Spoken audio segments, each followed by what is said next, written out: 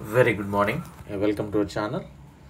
So RPF SI and constable 11th day మనం ఏం చదవాలి అనేది డిస్కస్ చేద్దాం. దాంతోపాటు 10th డే మీరు ఎంతవరకు చదివారు అనేది చూద్దాం.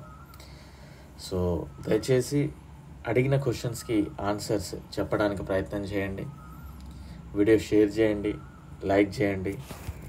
కనీసం ఒక 1000 మంది చూసినా కానీ చేయడానికి నాకు కూడా ఇంట్రెస్ట్ అనేది కలుగుతుంది కనుక సపోర్ట్ చేయడానికి ప్రయత్నం చేయండి. ఓకేనా? రైట్. మన యొక్క యాప్ లాస్ట్ బెంచెస్ అప్ అనే యాప్ని డౌన్లోడ్ చేసుకోండి. లింక్ డిస్క్రిప్షన్లో ఇచ్చాను. టెలిగ్రామ్ ఛానల్లో కూడా జాయిన్ అవ్వండి. దాని యొక్క లింక్ కూడా మీకు డిస్క్రిప్షన్లో అవైలబుల్ ఉంటుంది. సో ఇందులో జీకే, ఇండియన్ పాలిటీ కంప్లీట్ అయిపోయాయి. Each 100 rupees for 1 year validity. Chemistry 90% అయిపోయింది, 1 year validity 100 rupees. Science 100 rupees. Arithmetic railway base మీద మాత్రమే ప్రిపేర్ చేయడం జరిగింది. And railway course 500 rupees. NTPC, group D, RPF SI, constable అన్ని రైల్వే ఎగ్జామ్స్కి యూజ్ అవుతుంది. తప్పకుండా తీసుకోవడానికి ప్రయత్నం చేయండి. మీ యొక్క సక్సెస్ రేట్ డెఫినెట్లీ రెట్టింపు అవుతుంది. అందులో ఎలాంటి సందేహం లేదు. ప్రాపర్గా చదవండి, సక్సెస్ అవుతారు. ఓకేనా? సో వీడియో యొక్క లింక్ మాత్రం డిస్క్రిప్షన్లో అవైలబుల్ ఉంది. తప్పకుండా డౌన్లోడ్ చేసుకొని తీసుకోవడానికి ప్రయత్నం చేయండి. సో 10th డే మనం డిస్కస్ చేయండి అని చెప్పిన టాపిక్స్ పైప్స్ అండ్ సిస్టమ్స్లో 50% చదవమని చెప్పాను. ఎంబెడెడ్ ఫిగర్స్ పూర్తి చేయండి అన్నాను. And state formation and name changes చదవండి అని చెప్పాను.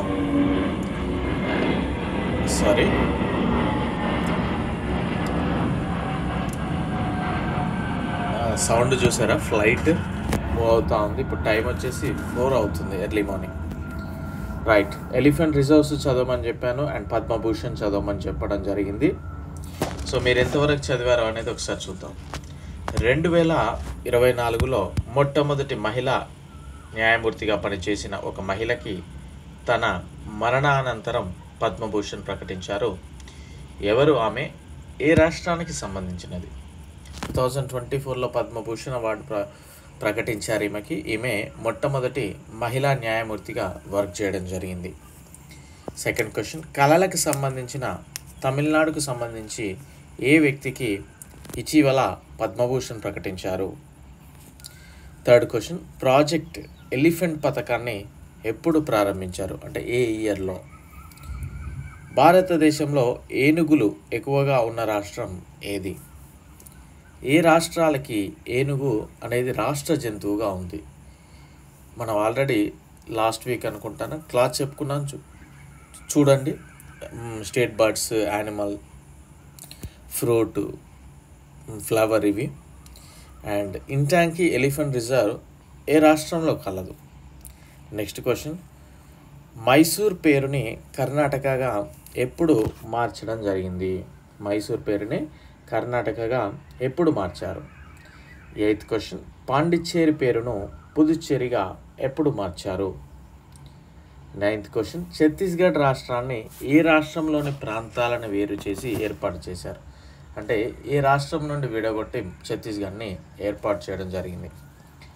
10th క్వశ్చన్, కేంద్ర పాలిత ప్రాంతంగా ఉన్న అరుణాచల్ ప్రదేశ్కి రాష్ట్ర హోదా ఎప్పుడు కల్పించారు? అంటే అంతకుముందు యూటీ అండి అరుణాచల్ ప్రదేశ్, అది దానికి కంప్లీట్ స్టేట్ హోదా ఎప్పుడు కల్పించడం జరిగింది? నెక్స్ట్, సిక్కిం రాష్ట్రము ఎప్పుడు ఏర్పాటైంది? ఏ సంవత్సరంలో సిక్కిం రాష్ట్రం ఏర్పాటైంది? అండ్ ఎంబెడెడ్ ఫిగర్ కనుక చూసినట్లయితే పిక్చర్ అబ్జర్వ్ చేయండి.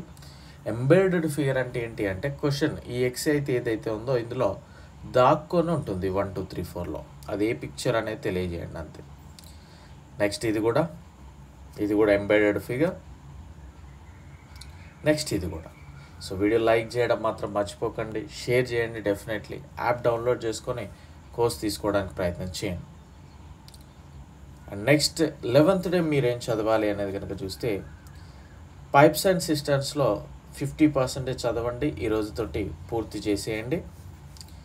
కౌంటింగ్ ఫిగర్స్ 50% చదవండి. అంటే స్క్వేర్ అండ్ రెక్టాంగిల్ చదవడానికి ప్రయత్నం చేయండి. Square and rectangle, circle, triangle అనేది సపరేట్గా చేసేయండి.